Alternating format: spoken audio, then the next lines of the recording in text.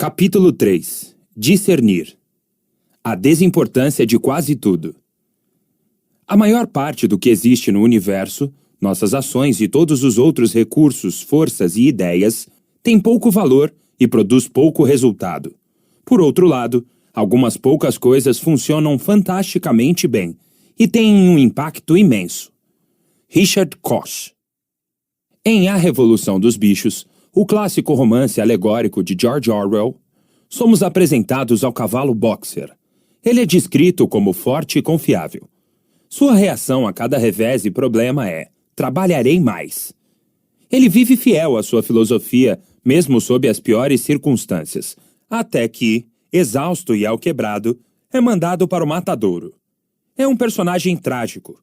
Apesar das melhores intenções, na verdade seu esforço sempre crescente exacerba a desigualdade e os problemas da fazenda. Será que não somos um pouco como Boxer? Será que as dificuldades só fortalecem nossa decisão de trabalhar por mais tempo com mais intensidade? Será que reagimos a todo desafio com "sim, posso fazer isso também"? Afinal, aprendemos desde pequenos que o trabalho intenso é o segredo do bom resultado. E muitos já foram bem recompensados pela produtividade e por serem a pessoa com quem sempre se pode contar para resolver problemas. Mas, no caso de indivíduos capazes que já trabalham muito, haverá limites ao valor do trabalho árduo? Haverá um ponto em que fazer mais não signifique aumentar a produtividade? Haverá um ponto em que fazer menos, mas pensar mais, produza na verdade um resultado melhor? Lembro que, quando menino, eu quis ganhar uns trocados e sabia que um dos poucos empregos disponíveis para crianças de 12 anos na Inglaterra era entregar jornais. Pagava-se cerca de 1 libra por dia, e a carga horária era de 1 hora. Assim, por um tempo, todas as manhãs antes da escola, eu passava 1 hora arrastando de porta em porta uma bolsa que parecia mais pesada do que eu. Era um dinheiro suado, sem dúvida. O esforço considerável que eu precisava fazer só para ganhar aquela única libra por dia mudou para sempre meu modo de pensar sobre o custo das coisas que eu desejava. A partir de então, quando via algo que queria comprar, eu a convertia no número de dias em que teria que entregar jornais para obter o dinheiro. 1 libra de recompensa era igual a 1 hora de esforço.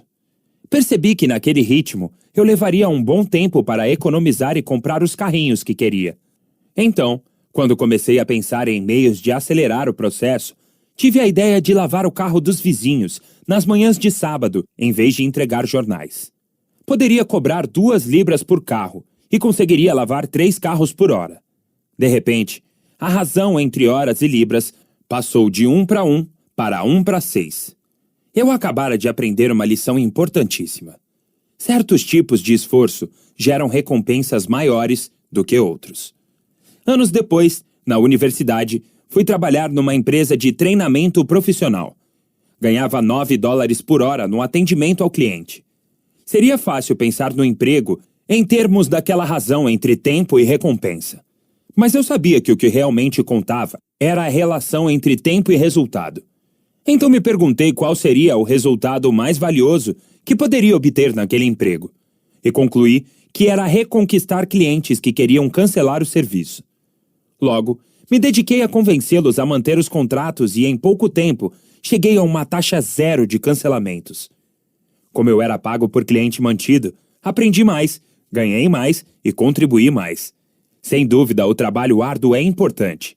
Porém, mais esforço não gera necessariamente mais resultado. Menos, porém melhor, sim. Ferran Adrià, considerado um dos melhores chefes do planeta, levou o restaurante El Bulli a se tornar mundialmente famoso e exemplifica o princípio menos, porém melhor, de pelo menos 2 maneiras.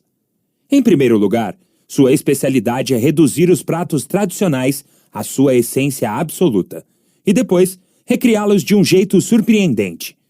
Em segundo lugar, embora receba cerca de 2 milhões de pedidos de reserva por ano, o El Bulli atende a apenas 50 pessoas por noite e fecha durante 6 meses por ano. Na verdade, enquanto eu escrevia este livro, Ferran parou totalmente de servir comida e transformou seu restaurante num laboratório para continuar se dedicando em tempo integral apenas à essência de sua arte. Acostumar-se à ideia de menos, porém melhor, pode ser mais difícil do que parece, principalmente quando no passado fomos recompensados por fazer mais, e mais e mais. No entanto, em determinado momento, mais esforço provoca uma estagnação em nosso progresso. Certamente a ideia de uma correlação direta entre resultado e esforço é atraente. Parece justa. No entanto, as pesquisas mostram um quadro bem diferente em muitas áreas. A maioria já ouviu falar do princípio de Pareto, ou o princípio 80-20. Essa ideia foi apresentada na década de 1790 por Vilfredo Pareto, que determinou que 20% do nosso esforço produz 80% dos resultados. Muito depois, em 1951, no livro Controle de Qualidade, Joseph Moses Juran, um dos pais do movimento da qualidade total, expandiu essa ideia e a chamou de Lei das Poucas Coisas Vitais. Ele observou que é possível melhorar imensamente a qualidade de um produto, resolvendo uma fração minúscula dos problemas. E encontrou um público disposto a testar essa ideia no Japão, que na época tinha a má fama de produzir mercadorias de preço baixo e pouca qualidade. Por meio da adoção de um processo em que uma porcentagem elevada do esforço e da atenção era canalizada para melhorar apenas os aspectos realmente fundamentais, ele deu um significado totalmente novo à expressão Made in Japan. Aos poucos, a revolução da qualidade provocou a ascensão do Japão à potência econômica global. A distinção entre as muitas coisas triviais e as poucas coisas vitais pode ser aplicada a todo tipo de realização humana, pequena ou grande, o que foi feito de forma categórica por Richard Koch, autor de vários livros sobre a aplicação do princípio de Pareto, o princípio 80-20, à vida cotidiana. Na verdade, há exemplos por toda parte. Vejamos o caso de Warren Buffett, que afirmou: nossa filosofia de investimento se aproxima da letargia. Ou seja, ele e sua empresa fazem relativamente poucos investimentos e os mantêm por muito tempo.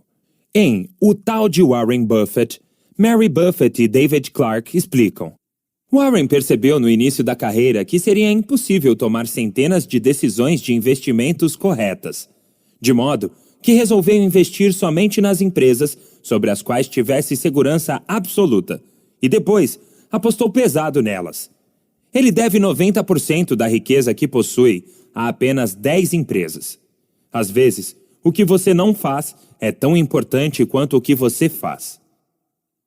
Em resumo, ele aposta alto nas poucas oportunidades essenciais de investimento e diz não às muitas meramente boas. Alguns acreditam que a relação entre esforço e resultado é ainda menos linear e obedece à lei de potência, como chamam os cientistas. De acordo com essa lei, alguns esforços produzem exponencialmente mais resultados do que outros. Um bom exemplo foi dado por Nathan Myhrvold, ex-diretor de tecnologia da Microsoft. Os melhores desenvolvedores de software não são 10, 100 ou 1000 vezes mais produtivos que os desenvolvedores médios, mas 10.000 vezes. Talvez seja exagero, mas ainda assim, deixa claro que alguns esforços produzem resultados exponencialmente melhores que outros. A realidade avassaladora é: vivemos num mundo onde quase tudo não vale nada e pouquíssimas coisas têm um valor excepcional. Como escreveu John Maxwell, não é possível superestimar a desimportância de quase tudo. O não essencialista acha que quase tudo é essencial. O essencialista acha que quase tudo é não essencial. Quando desaprendemos a lógica um para um, começamos a ver o valor de adotar a filosofia do essencialista. Descobrimos que até as muitas oportunidades boas que buscamos costumam ser muito menos valiosas do que as poucas realmente fantásticas. Depois de entender isso, passamos a examinar o ambiente com novos olhos, indo atrás das poucas coisas vitais e eliminando com entusiasmo as muitas triviais. Só então adquirimos o hábito de dizer não às oportunidades razoáveis, e sim as verdadeiramente incríveis. É por isso que o essencialista demora para explorar todas as opções. O investimento a mais se justifica porque algumas coisas são tão mais importantes que compensam 10 vezes o esforço investido para encontrá-las. Em outras palavras, o essencialista avalia mais para fazer menos.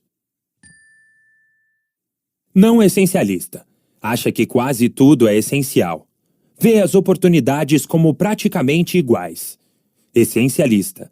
Acha que quase tudo é não essencial. Distingue as poucas oportunidades vitais das muitas triviais. Muita gente capaz é impedida de chegar a um nível mais alto de contribuição, porque não consegue abandonar a crença de que tudo é importante. Mas o essencialista sabe a diferença entre o que realmente tem valor e o resto. Para praticar essa habilidade essencialista, podemos começar num nível simples e, assim que ela se tornar uma segunda natureza nas decisões cotidianas, saberemos aplicá-la a áreas maiores e mais amplas da vida pessoal e profissional. Dominá-la por completo exigirá uma mudança imensa do modo de pensar, mas é algo que pode ser feito.